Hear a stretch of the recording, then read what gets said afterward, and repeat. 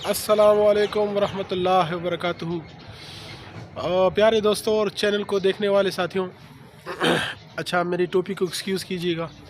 ये सामने जो आपको दरबार नज़र आ रहा है ये शेख शहबाज बाबा जी का दरबार है और ये जो हैं पब्बी के मशहूर सूफ़ी बुज़ुर्ग हैं और इनको देखने के लिए पंजाब से दूर दराज के इलाकों से लोग आते हैं और जो अक़ीदतमंद होते हैं अल्लाह ताला की देन है, देने वाली अल्लाह की ज़ात है, लेकिन तवस्सुल और वसीला जो है बाज़ लोग मानते हैं तो उनके मुताबिक जो है उनकी यहाँ पे आरज़ुएँ पूरी होती हैं। शहबाज बाबा जी जो है इनका मज़ार पहली मर्तबा जो है वो मियाँ उमर साहिब जो है चमकन्नी वाले, जो हज़रत जी अटक बाबा जी के खलीफा ख़ास थे और उनके मुरीद थे, उन्होंने दिखाया था। और वो जो थे वो इस यहाँ पर जो है सामने अगर आप देख सकते हैं यहाँ पर जो है ये रास्ता है, तो इस रास्ते से होते हुए वो जाते थे। तो वो जो है वो इस रास्ते पे उतरते थे और वो यहाँ पे अपने घोड़े से उतर कर जो है पैदल चलते थे ना।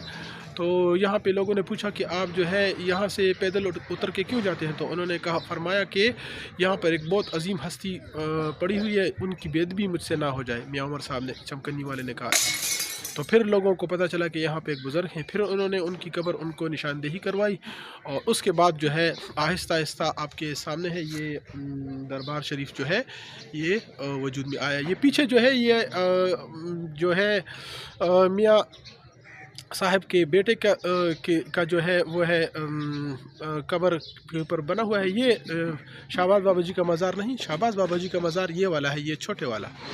तो बहरहाल अक़ीदत की बात है, हम तो जो है मानने वाले हैं, हमें अल्लाह ने दिखाया हुआ है ना, तो अल्लाह का लाख लाख शुक्र है।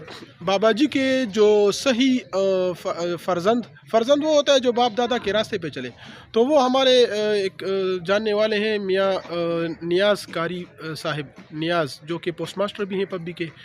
वो जो हैं इनके रूहानी ताल्लुक़ जो है शहबाज बाबा जी के साथ उनका अच्छा मज़बूत है।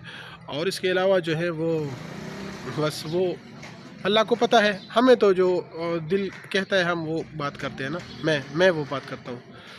तो बस ये छोटी सी तारुफ़ है और पंजाब के लोग जो हैं यहाँ पे अक्सर आते हैं, ठीक है, यहाँ पर अपनी अक़ीदत का इज़हार करते हैं। यहाँ पर आकर जो है उनके अल्लाह ताला उनकी बात यहाँ पर आकर उनकी दुआएं कबूल करता है।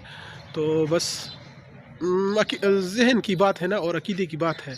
हर बंदा अपने कब्र में सोएगा और अपना जवाब देगा, तो बस किसी से इख्तिलाफ़ नहीं रखना चाहिए। चलें जी, ये आपको दिखाना था। थैंक यू जी, अल्लाह हाफ़िज़।